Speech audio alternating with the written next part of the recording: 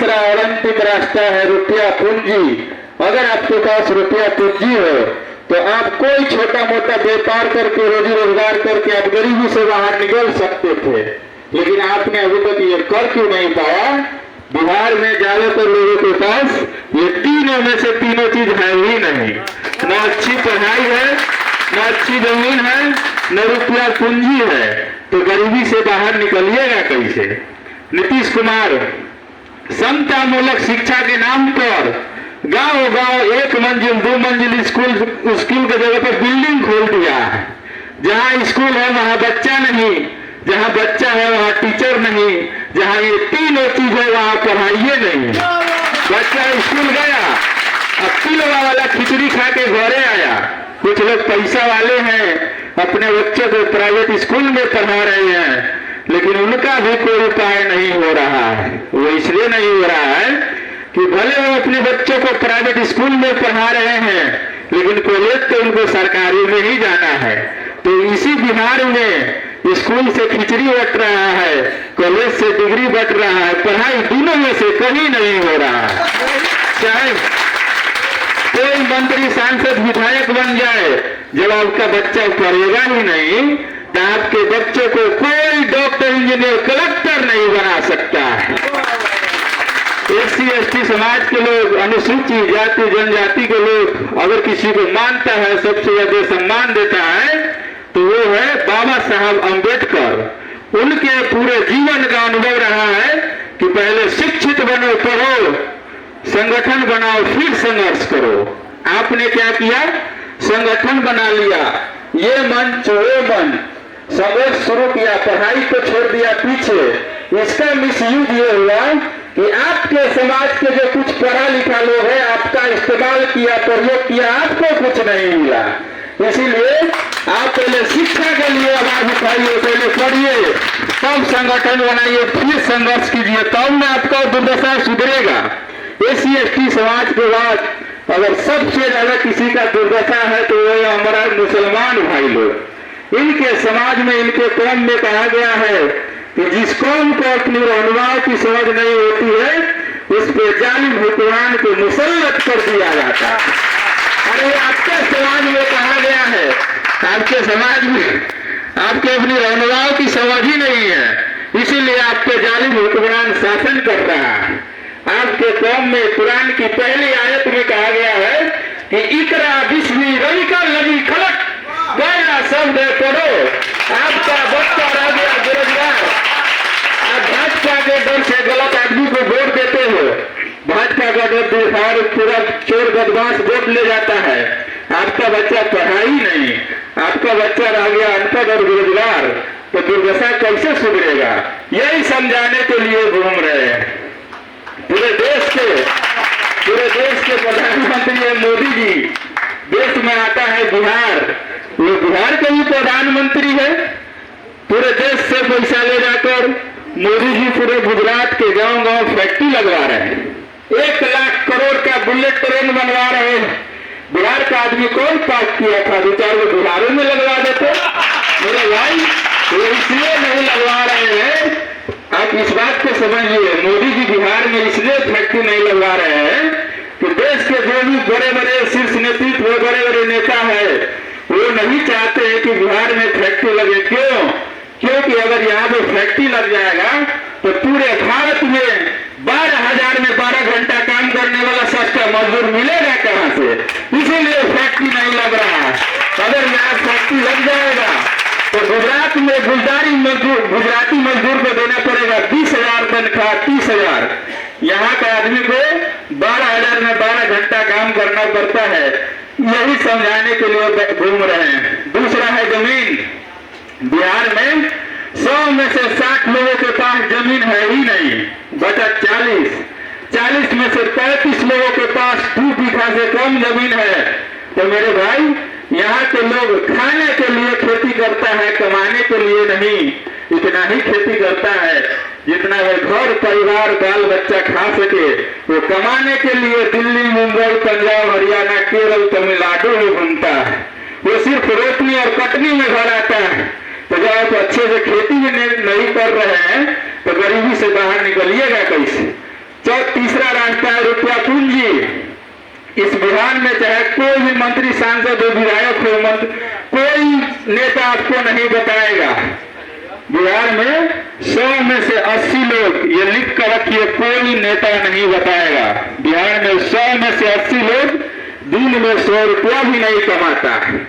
कहता है एक बिहारी 100 पर भारी। मेरे भाई हम बता रहे हैं, आपसे ज्यादा कमजोर कोई नहीं। एक गुजराती अकेले 100 को बिहारी को खटवा रहा है। आपका तो आंखें नहीं खुल रहा। आप जात का झंडा पकड़े हुए हैं, धर्म का झंडा बुलंद करना है, तो आपका बच्चा नहीं बोलेगा तो किसका बच्चा बोलेगा? तो कुछ लोग कहेगा, ये भैया ये बताइए कि आप ये कैसे कह रहे हैं कि बिहार में 100 में से 80 लोग दिन में 100 रुपया भी नहीं कमा रहे हैं? हम बता रहे हैं, मान लीजिए आपके घर में 5 आदमी हैं, एक आदमी है कमाने वाला, मजदूरी है 300 रुपया, 305 से भाग दीजिएगा तो प्रत्येक आदमी को पड़ा 60 रुपया। अगर 30 दिन काम मिला तब, 15 दिन मिला, 15 दिन नहीं मिला तो हुआ 30 रुपया। तो इस महंगाई के जमाने में आप दिन में 100 रुपया भी नहीं कमा रहे हैं तो खाइएगा क्या, बचाइएगा क्या? रुपया पूंजी का व्यवस्था होगा कैसे? यही समझाने के लिए गांव गांव घूम रहे हैं मेरे भाई। भाषण हुआ कहता है स्कूल जमा 3 प्रश्न पूछेंगे। मान लीजिए यहाँ सभी लोग हैं, सभी धर्म के लोग हैं, गांव में बोल रहे हैं, ठीक है, महिला भी है। 3 प्रश्न पूछेंगे, जरा हाँ या ना में जवाब दीजिए। यहाँ पर जितने लोग हैं, आप पढ़े लिखे हैं चाहे अनपढ़, आप अगड़ा है चाहे पिछड़ा, आप बुजुर्ग है चाहे नौजवान, जरा बताइए सभी के बच्चों के लिए पढ़ाई की व्यवस्था होनी चाहिए कि नहीं होनी चाहिए? बिहार में नौजवान में इतना ही दम है, जरा हाथ उठा के बोलिए सभी के बच्चों के लिए पढ़ाई की व्यवस्था होनी चाहिए कि नहीं होनी चाहिए? ये हम नहीं बोले हैं, ये आप बोले हैं कि ये भैया कुछ हो जाना हो, पढ़ाई की तो व्यवस्था होनी ही चाहिए। ये आपको पहले से ही पता है कि ये भैया कुछ हो जाना हो, पढ़ाई की व्यवस्था होनी चाहिए। जरा बताइए अपने बच्चों के नाम पर, अपने बच्चों का चेहरा याद कर लीजिए, आपने जीवन में एक बार भी पढ़ाई के लिए वोट दिया है? देख लीजिए अपने गांव का पूरा दुर्दशा। यही है आपकी दुर्दशा और बर्बादी का पहला कारण। आपने जीवन में कभी वोटे नहीं दिया तो आपको वोट मिलेगा कैसे? पढ़ाई रोजगार मिलेगा कैसे?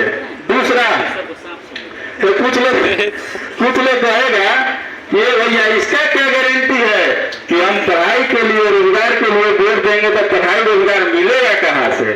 हम बता रहे हैं, दूसरा प्रश्न पूछेंगे, आपके आंख के आगे से पर्दा हटेगा, जादू की तरह दिखेगा कि अब पढ़ाई के लिए वोट दीजिएगा तो पढ़ाई मिलेगा कैसे? थोड़ा दूसरा प्रश्न का जवाब दीजिए हाँ या ना में। आपने अभी तक जिस भी दल नेता को वोट दिया, क्या वो आपका काम किया कि नहीं किया? अभी आपने कहा, ये हम नहीं बताए, पीछे मत हटिएगा। आपने अभी कहा कि ये भैया हमने जिस भी दल नेता को वोट दिया हमारा काम ही नहीं किया। अब हम गिनवा रहे हैं, हमने हिंदू मुसलमान बनकर मोदी जी को वोट दिया राम मंदिर के लिए, तो आपके गांव प्रखंड में स्कूल, अस्पताल, फैक्ट्री लगा चाहे नहीं लगा, लेकिन अयोध्या में राम मंदिर बना कि नहीं बना? अरे बोलो जोर से, अयोध्या में राम मंदिर बना कि नहीं बना? हमने वोट दिया लालू जी को, ये भैया लालू जी गरीबों को, पिछड़ों को आवाज दिए, लालू जी को वोट दिया तो आपके बच्चे के लिए पढ़ाई की व्यवस्था हुआ चाहे नहीं हुआ? स्कूल में, गांव में स्कूल, अस्पताल खुला चाहे नहीं खुला? भूमिहीन को भूमि मिला चाहे नहीं मिला? लेकिन लालू जी के राज में गरीबों को, पिछड़ों को, वंचितों को आवाज और सम्मान मिला कि नहीं मिला?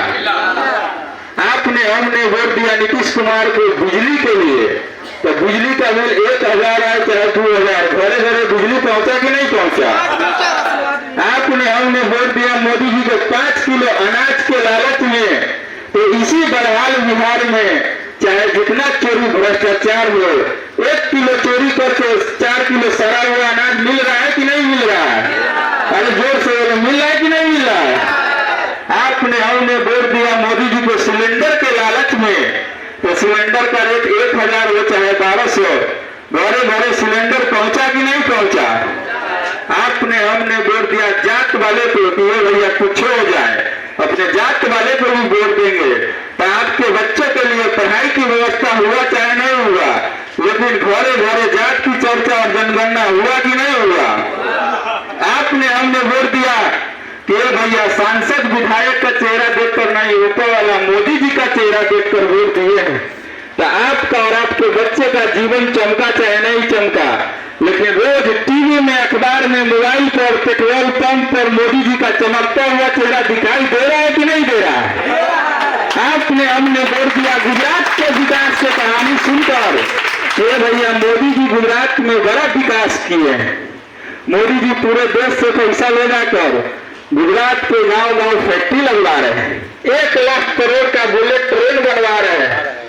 आप पकड़े हुए धर्म का झंडा, आपको बुलंद करना है जात का झंडा, तो आपका बच्चा नहीं भोगेगा तो कौन भोगेगा?